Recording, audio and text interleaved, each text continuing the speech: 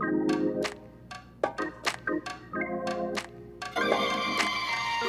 everyone, thank you for joining us today on our first PPA Table Talks. Very excited. I'm Ryan Reid. I am the Equality and Diversities Officer. My name's Larissa. I'm the Media Manager here at PPA. Okay, I'm Valerie Kaneko-Lucas. I'm the Academic Leader here at PPA. And I'm Wai. I'm the Admissions Officer at PPA. And so basically we wanted to kind of get together and have a chat about a hashtag that has been floating around on social media. Some of you might have seen it, hashtag Stop Asian Hate. And I think people were kind of wondering, what does that mean? And we thought we'd kind of just break it down. There's a lot of words like hate crimes, unconscious bias, and you've probably heard all those floating around. So we thought we'd just get together, have a chat and see what everyone's view is. And I think also it's good to have members of the Asian community with us today to hear how, like me, I'm not part of the Asian community, to hear how I can be a good ally, what I know, and just kind of have a deeper conversation. When did you first hear about Stop Asian Hate? Well, I think the hashtag first appeared, at least my first knowledge of it, was on social media. It was on Twitter, it was on Facebook, and it related to the murder of 6 Asian women at a massage parlor in Georgia. Yes. In March of 2021. And it was covered, interestingly, by some of the fashion magazines here, like Marie Claire covered it. And it was interesting that even things like Al Jazeera were covering it. So it looked like it was a pretty important moment. Yeah. Do you know what's funny? I actually felt that I didn't really see any mainstream news covering it. I saw it more on social media, which I thought was an interesting one because I was like, it was the hashtag. And then with Black Lives Matter, I saw it really kind of covered massively on ITN News, BBC News. And this one I didn't. So I found I had to kind of research a lot more myself to kind of find out what the hashtag was about. I don't know if anyone else had that. Yeah, I mean, I definitely saw it on social media first. But I saw the hashtag maybe like February, and then I obviously saw it kind of increase when the shooting happened. But yeah, even a shooting itself, I didn't really see it in the news until, I saw it on social media first, by, a good half a day at least, and then kind of saw it on mainstream, Sky News, BBC a bit later on. Yeah, I'd agree. I think, so for me, it was much more personal because we have family, a close family and friends in the States. And I started to hear about early in the year when there was reports of attacks on elderly Asian citizens in the Bay Area, which is near where we used to live. And so I was hearing it from friends, and then it was popping up on, my friends' social media accounts, and then the hashtag started appearing more on social media. But you're right, Ryan, I don't think I really saw much reporting in the mainstream news. No. It was more just a word of mouth for me. And if maybe not many people realize what the Asian community go through, I think sometimes there's this like stereotype of like, oh, well, they're like, it's fine for the kind of minority. They kind of, it's a few jokes that they get, but that's it. And actually, if you look back, it's a lot more, there's a lot of history. There's been a lot of hate crimes towards the Asian community that maybe we weren't so aware of. And I think that's a good thing not a good thing from COVID, but that's the one thing from COVID where we sat down and we can't be distracted by other things. Yeah, I'm not sure about you guys, but I definitely think the Asian community has always been seen as quite submissive. I feel like, there's always been microaggressions within like jokes and things like that, but there's always been kind of a butt of a joke. But, not taking that seriously because, they're submissive, they'll take it. Microaggressions are sort of seen as positive things, like you're good at maths, or those jokes, about being good at maths, or, violin lessons, that sort of thing, are the kind of microaggressions I've experienced.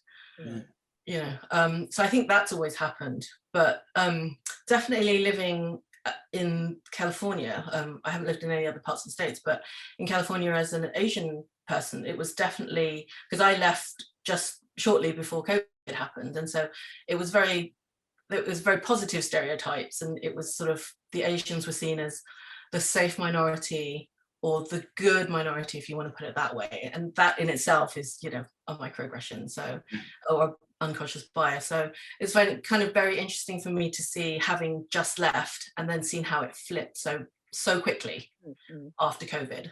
So very, very interesting to see that.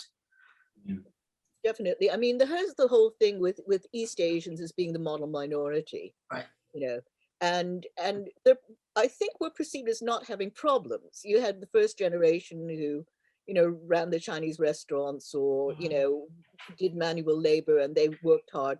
Second and third generation is seen as, you guys are economically successful. You know, you're professionals. I mean, my cousin went to Lowell High School in San Francisco. And at that time, the parents complained because the admission was solely on grades to an elite academic high school. And the parents complained because the proportion of Asians was so high that they said, you know, these guys are sort of acing out everybody else. But the model minority thing, I think it's things that I think as a community we're really proud of. But the downside is it's used as a stick to beat other, you know, ethnic groups. Like, why can't you be good at math like the Asians? Or why can't you be quiet and, you know, not complain? And culturally, I think we are seen as submissive because culturally, at least with my family, you complain, you lose face. You are admitting that something bad is going on in your life.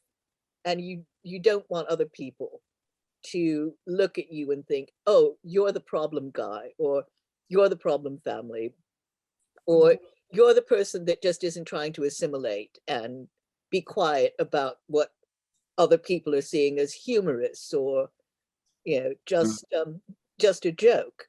Yeah.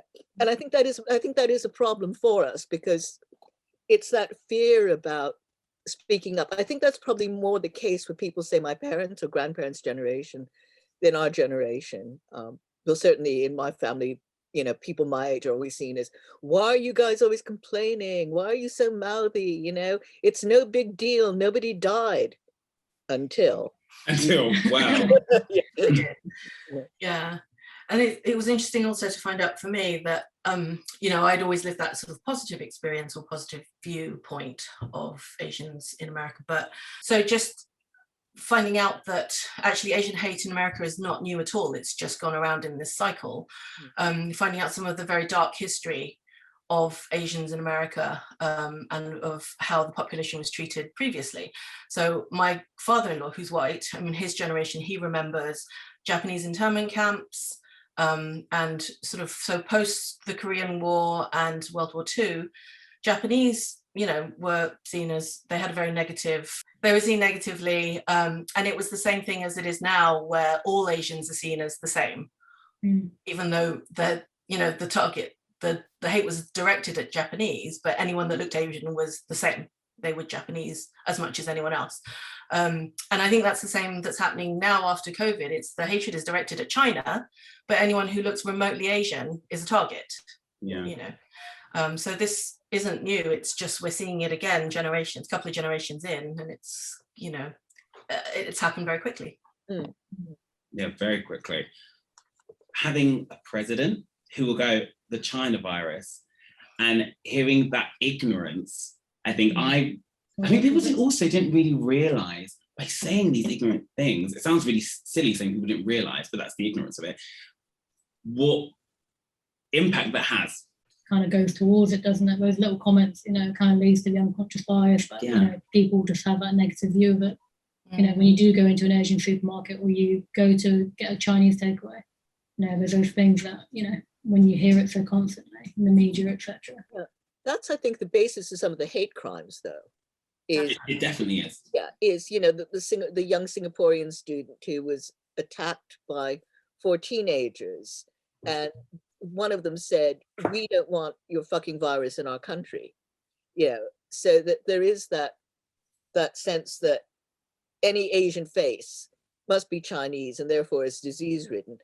I mean, there is a kind of, it's a serious thing, but at the beginning in March last year, when we first had lockdown, I noticed that I could clear an entire aisle of Sainsbury's just by having an Asian face. You know, I'm there with my face mask, and some guy turns around and goes, "Oh my God, it's an Asian!" And he and his cart round the corner at top speed. So yeah, it's prejudice. Yes, it's a kind of microaggression, but I thought, actually, this is working to my advantage. You know? definitely have the same, Dr. Ali. I mean, yeah, March last year, yeah, you could walk down a pavement and people would run across the road. Like someone else was behind me, they just carry on. Yeah, it was, really interesting. And I know you mentioned about obviously the president. Obviously, when Trump was in, obviously it's much worse. But even in the media here, I mean, there's statistics whenever there's an article about COVID, it was up to like 40% was always a picture of an Asian person rather than any other minority. Mm-hmm. You got to think when a media is subtly hinting things like that with who they picture within their newspapers or in the news. Mm-hmm. You know, it's constantly subliminal. It's subtle. Yeah. These subtle microaggressions. Yeah. Do you know, another thing I thought was really interesting was, I think with Black Lives Matter and other social movements, we have a lot of mainstream Black celebrities who would call things out. Mm. And we were just talking, I was like, actually, what celebrities of the Asian community are very prolific on our kind of morning shows, on our, you know, radio shows, that would call it out so it was really mainstream? Because I was like, actually, I remember watching with Black Lives Matter and Alison Hammond talking about her experience, and it kind of stopped everyone, because like we'd seen her on TV being this happy, bubbly personality, this presenter, and then she just kind of gave us the real talk.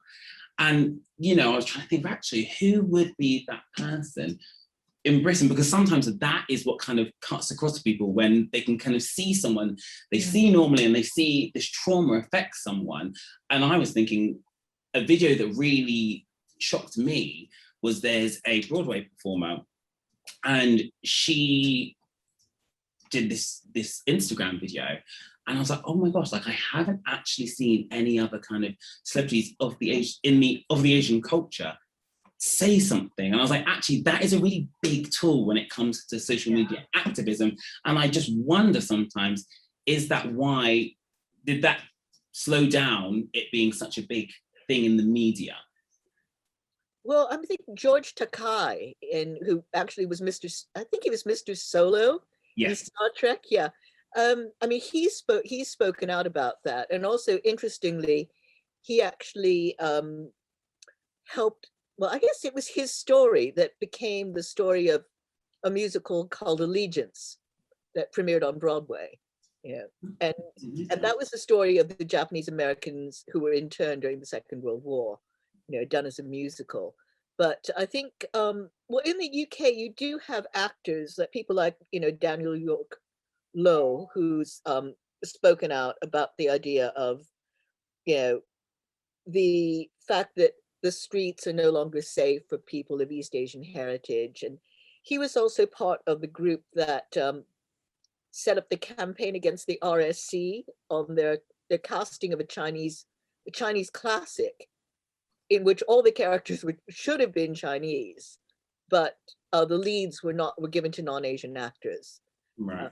But in terms of the UK, as far as I can tell, most of the people speaking out have been journalists, you know, people like Kate Nung of The Independent.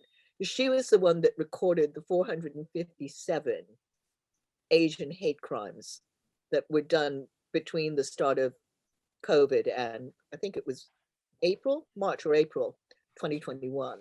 We were kind of discussing it, and I was like, actually, it's just interesting how I do think that has like a link with how it hasn't really been on the mainstream, because sometimes it's like the way the world is set up, and it's like, oh, well, if, you know, this big artist or this big singer or TV personality kind of comes out and says something. But I was like, actually, there's a problem there as well, because we don't have, I don't think, that many mainstream, especially in the UK. No, and that's probably the conversation we should be having, is about you know, the lack of representation in, you know, in our mainstream media of Asians in this country, especially. And there was just starting to be a kind of rise in it with, you know, the popular movies, you know, what was it, Crazy Rich Asians and that sort of thing.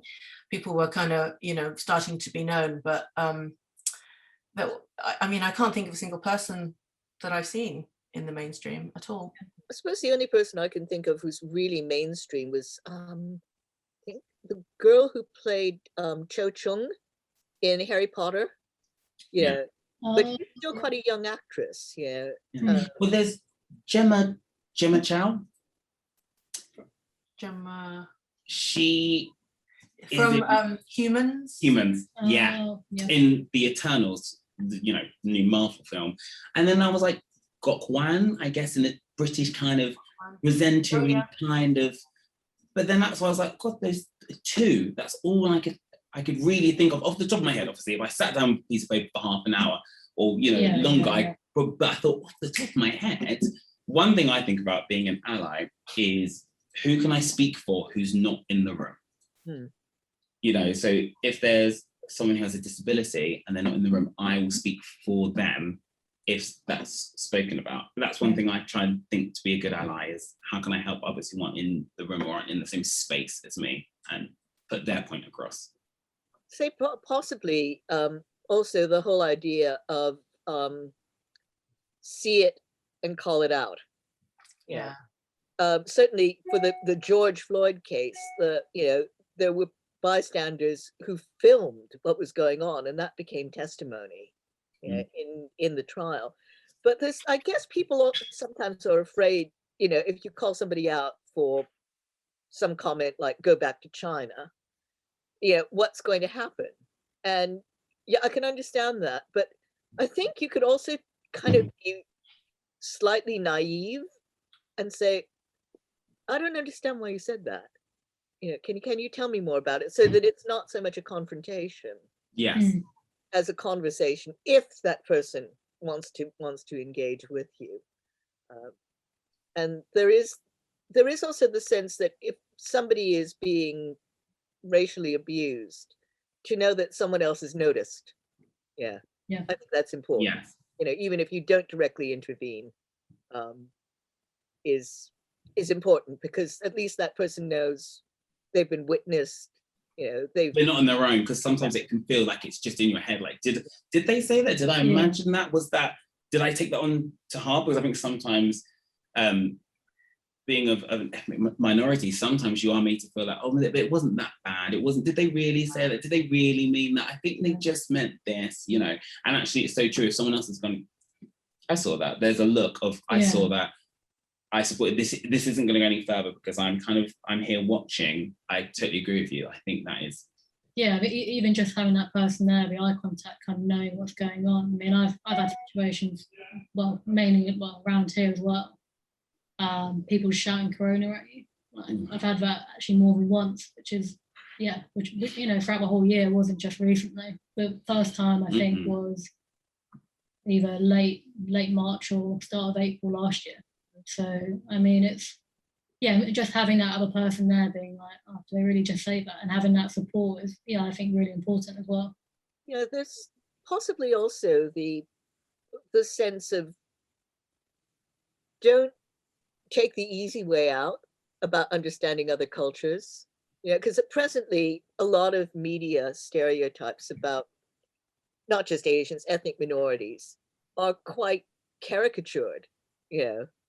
They don't really represent what real humans live and think and feel. And if you are working with people from other cultures, the idea of just having a chat, about not you're Asian, what's it like to be Asian, but just trying to understand other people's cultures, or having getting to know them, I think is quite important. What I was going to say about allyship is it's important to listen and to ask questions, because not only is the sort of Asian so broad in terms of culture and different places that people come from, different lives, but everyone is an individual as well. So it's just really important to have dialogue and not to see everybody as the same, because so many Asians are, from different, not just from different cultures, but we're all individuals as well. And my experience is completely different to Larissa's or Valerie's or anybody else's. And I might feel differently about some things, and we might all have something different to say about it. So there's no black or white or one size fits all.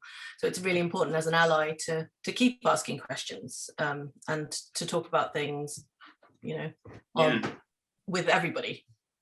I think, another point out on that, I think, is just being empathetic. I think, for me personally, I'm just, I would listen to people, and I'm quite empathetic to people with rich backgrounds. Like, love to know more about it, quite open to it. And I just think that's another kind of key point as well. It is so true. That's so true. Just seeing how the other half lives. Like, I think that's so important, is to kind of go, I can empathize with you. Yeah. Empathy is a big, now you said that empathy is a really, really big thing, universally in any kind of subject, you know. A lot of people get caught up in that, is the guilt. So they don't try to learn or don't want to further their learning because the guilt stops them. And I've seen that actually happen personally quite a lot of times. And I think that's a really good point to raise, is actually to leave your guilt at the door.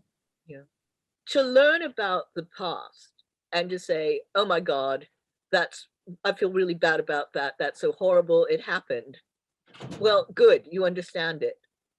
But it's sort of like, has that past led on to anything in our present? Because that's the thing you can do something about. Yeah. Yeah, I think we're working in a creative world here, you know, and if you are in the position to hire Asians or, you know, ethnic minority people, do it. You know, the talent is out there. You look at even very commercial films like Crazy Rich Asians, you look at Nomadland, you know, the talent is out there, but also think broad when you are casting. In other words, don't say, well, there's no Chinese role or there's no East Asian role in this play. Could that be cast more diversely? Yeah, creatives, be imaginative, you know. Yeah. It's theater, it's acting. You don't necessarily have to be the ethnicity of the character unless it's specifically written that way. And also I'd say for writers, if you are specifically writing an ethnic role, think about what preconceptions you have about that before you put your pen to paper or your fingers to the keyboard. In the Stats and in general, I've got a cousin there in the Chinese takeaway, and the amount of people who aren't getting Chinese takeaway now, compared to obviously takeaways they're quite busy at the moment because obviously everyone's at home, and you know it does seem like that bit of unconscious bias that you think, oh no, I don't want to go to a Chinese takeaway because I don't want to catch anything, this and that. I mean, it's, you know, a lot of Asian businesses that are struggling. Yeah, and it isn't just unconscious. I mean, I've seen some horrible comments on Facebook, like local groups, where people have said, oh, I wouldn't go near the Chinese place, you know, that sort of thing at the moment. So there is, yeah, I mean, there's a whole spectrum of where that's happening. Yeah. I mean, I don't know if you guys saw when Boris Johnson done his Happy Chinese New Year, Happy Lunar Year, and the backlash just in the UK, but he got the amount of comments, the amount of complaints to BBC for it. I mean, yeah, just a little comment like that. And yeah, it was horrific. What do you think will be the impact on the Asian community after COVID? And that's probably a really hard one to kind of be like, there we go. Interesting. That is, it's hard to say because we're in the middle of it. I mean, the one thing I suppose that is positive, speaking of people in power, is Kate Owen, who's the MP for Luton. She raised in Parliament the questions of Asian hate crime, you know, and said that this should be formally investigated. Now, whether that goes forward in the future, Lord only knows, but, you know, at least that's been recognized at a governmental level, that it exists. Presently, I suppose there are community organizations, like, you know, the Asian Network, which is sort of like a portal for anti-hate crime and, you know, and tackling negative stereotypes. And I know a lot of the community associations, like Chinatown Community Association, have linked up with mental health groups. Oh, good. So in the future, it may be that there's some synergy there, that people who've experienced this abuse will have, you know, somewhere to go to be, you know, go into counseling or go into treatment. Yeah, I think there will be a demonstration in London, actually. I think it's planned for June at the moment. So obviously waiting to get the okay. But yeah, hopefully that'll be throughout the summer when the pandemic sort of eases. I do think that really helps with the demonstrations and marches. You know, there was a lot of flack on marches and demonstrations happening, but I do think it makes a massive, massive difference, you know. And I think especially for the Asian community, I think, like I said before, there hasn't been a lot of spotlight shone on it in the mainstream media, and I think it does need more of a spotlight shone on it, you know, that's not just social media, because I think that only hits a certain demographic. I think actually a lot of people of different age groups need to kind of, you know about it.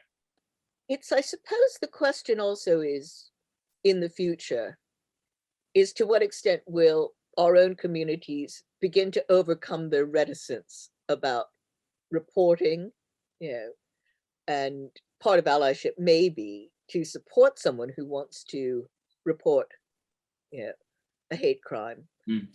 And whether this particular movement will gain traction. You know, I really hope it does.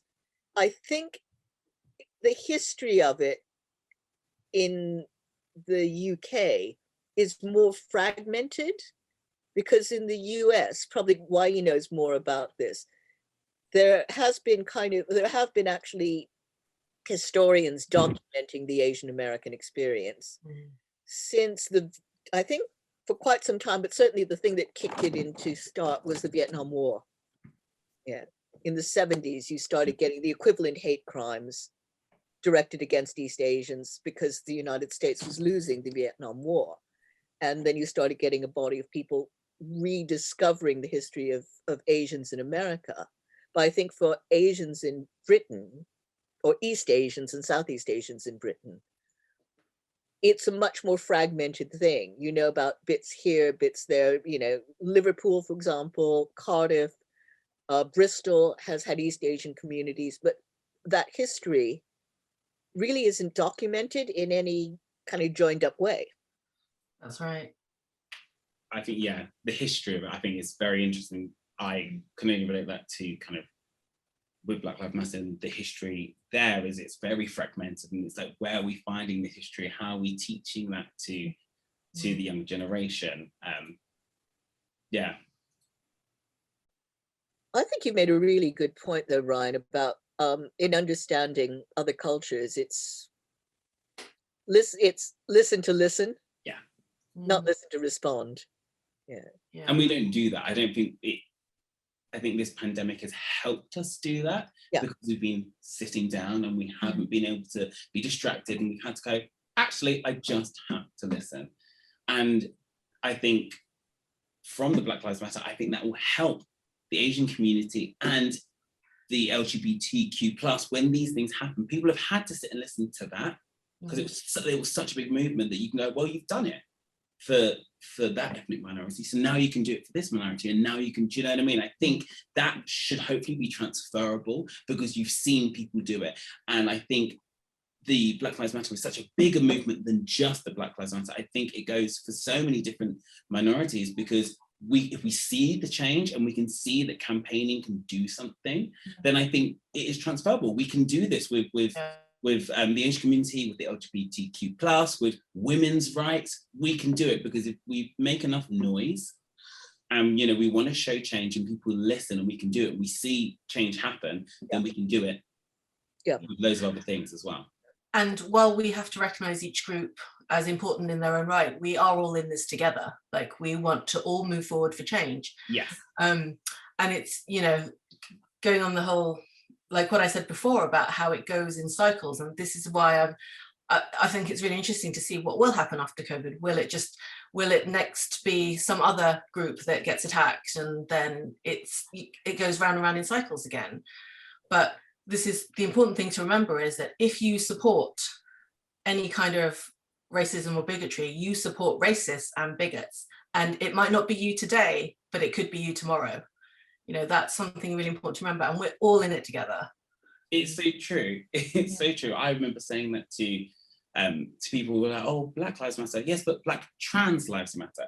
Black disabled lives matter. Like, it follows on from that. It's like everyone's lives matter. But right now, if we're going through each group, we're going, actually, you can't just pick it apart. Like you're saying, we're all in this together, is what I'm trying to say, is that we are all in this together. And if you're standing, you know, against racism, you stand against race in every form. Yeah.